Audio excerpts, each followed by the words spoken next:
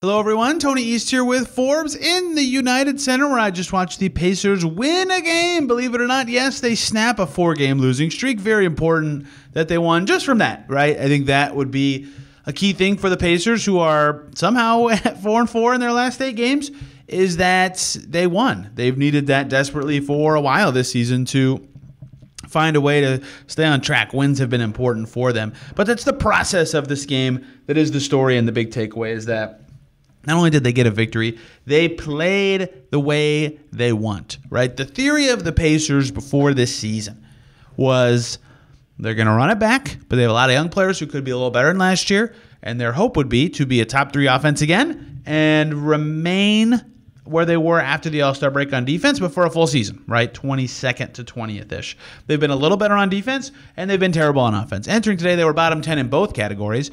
And so today, before the game, Rick Carlisle told us this after the game, they had a very long shoot-around. He described it as one of the longest he's had in this stint coaching the Pacers.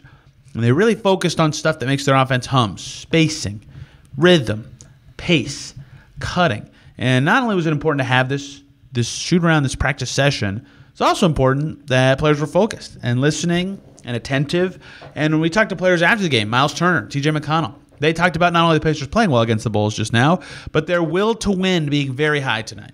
And I think that went into that focus of that shoot-around. And this whole event and day culminates with the Pacers playing a brilliant offensive game against the Chicago Bulls. 132-123, the final score for the Pacers here. 132 is very impressive. Pacers undefeated when they hit 122 or more this season. 10 over that on this 9-point win. And a stat that a lot of people, including myself, have been tracking that's been funny is the Pacers in their first 9 wins this season, all of them had clutch time. They were all within 5 points in the final 5 minutes. Even their win over the Wizards, that turned out to be a 12-point win. Even their win over the Knicks, that turned out to be an 11-point win. They were close at 1 point late. This game, that did not happen. Nikola Vucevic had a chance to make it a 5-point game late. He missed a 3. Pacers turn around and score, and it didn't get close. So this was their biggest, in that way, win.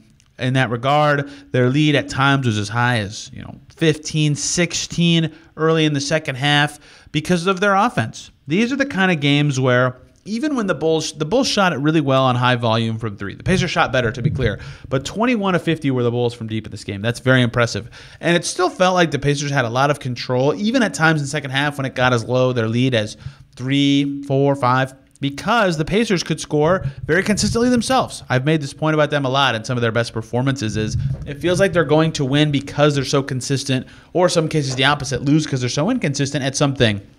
In this game, it was scoring. 18 threes on only 29 attempts. That's unsustainable, unfathomably good shooting from the Pacers, no doubt, but they'll take it. And to their credit, obviously, again, hot shooting. A lot of those were open threes because the Bulls' defense, they just cut it up and got into the paint and set up the right shooters. That's very important. Not only did they make them, everyone who took a 3 besides Jarris Walker made at least half their threes. The right guys were the volume providers. 4 for Obi Toppin, 40% last year, 5 from Miles Turner, who's been a good shooter his whole career, 5 from Siakam, who's been a good shooter this year, and 9 from Tyrese Haliburton. And everybody was chipping in from deep. That's a shot that they want. They've wanted to up their volume this year and haven't really been able to. But I also think the Pacers love when they can get in the paint a lot, and they did that in this game as well. Playing paint to great, as they call it, when they can get in there and score or distribute. 56 points in the paint for the Indiana Pacers tonight, which means 56 in the paint, right? Plus 18 threes, that's 54 points on threes. That's 110 points from just those 2 areas of the floor, which every team loves, plus 10 free throws, 120 points on just free throws, threes, and shots in the paint out of 132. Very impressive from the Pacers to play their way and get the shots they want, and it's clear how much it helped them get to the right shots. They had 4, maybe 5, depending on what you want to call a paint shot, makes in 2-point land outside the paint in this game. Very impressive offensive process. Everyone should and will be impressed by the output. That's a lot of points. Everyone will and should be impressed by the shooting. That's a high percentage of makes. Best in the league this year. But I was impressed by the process. The start of the day, not the start of the game, the start of the day of Friday to the end was excellent for the Pacers. That is how they got this win over the Bulls to get to 10-14. Still bad, but if this is any progress or any sort of turning point for their offense to be consistent, Major day for them. Tyrese Halliburton was great, getting over his road bugaboos that he's had this season, not playing very well away from Gainbridge Fieldhouse by the numbers. His true shooting percentage way worse in other buildings this year. Tonight, 9 for 17, 5 for 9 from deep, so that's 4 for 8 on twos, so actually better on threes than twos. 4 rebounds, 8 assists, 2 steals, only 2 turnovers. They won his minutes by 5. He was very effective at creating space from deep. He was getting to the basket when he needed to. He was pulling out of drives at the right times. He was finding his teammates. Really effective, not a high-scoring night, not a huge stats night, but a really effective performance overall, I thought, from Tyrese Halliburton running the show and just being a floor general in this game in a way the Pacers needed him to do so. And you're really seeing why they like these 2 point guard groups that they get to so much. Andrew Nembhard was great again. He was great in his return game, and then not so good in the last game, but then great again tonight. 4 for 5 for 8 points, 6 boards, 4 assists, 2 steals from him. He was +4 in his 21.5 minutes and played into the second half. TJ McConnell was fantastic, closing the game. 5 assists, 17 points from him. He played with pace and tempo. I think him and Obi Toppin were the 2 players that benefited the most from the Pacers getting back to their style and zip and pop. And I bring all those 3 players up to say Nembhard's return has felt like an important thing for this team because they want to play the way they play with pace, and having more point guards and ability to move it, pass it, with those guys and not just have one creator on the floor for a lot of the game has really helped them. The more minutes they can play Nembhard, the more often they can play 2 point guards. And look at that. They scored a bunch of points in this game with that being their reality. So I think that's a standout thing. And I think Toppin and McConnell being so good, something I just mentioned, is also important. 34 for those 2.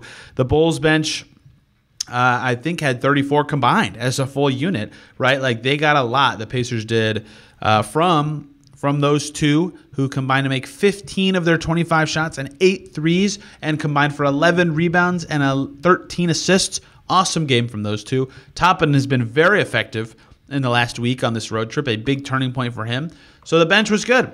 And Halliburton was good. And Pascal Siakam was his normal metronome self with 21 points and 7 rebounds. Usually, when the Pacers get good Halliburton, good bench, and one other good player, they win, and that happened tonight. And that still sells short a great Miles Turner game and really great first half where he was impacting the game in all sorts of ways, not just what he usually or typically does. Usually he sells him short there too, but he was all over the place with passing and steals in a good way. And Ben Mathurin with his rebounding as a guard, always important. 19.6 rebounds for him on 15 shots. So the story of this one, I didn't even really hardly mention Jarace Walker and Johnny Furphy, who filled in on a unique bench group, was that everyone contributed. Everybody did something. Johnny Furphy didn't miss. Jarace Walker defended Zach LaVine and had 9 points on, I believe, 6 shot attempts. All the starters were good. 2 point guard units played together, and the Pacers played like last year's 47-win Pacers. It's been a long time since they played like that. It's been the first time that they won so convincingly and didn't need that much clutch time. They got to win. They're 10-14. They have the Hornets in their building in 2 days. I'll be there to break it all down for you guys. Much longer and detailed analysis of this game on Locked On Pacers. Thanks for watching. See you soon.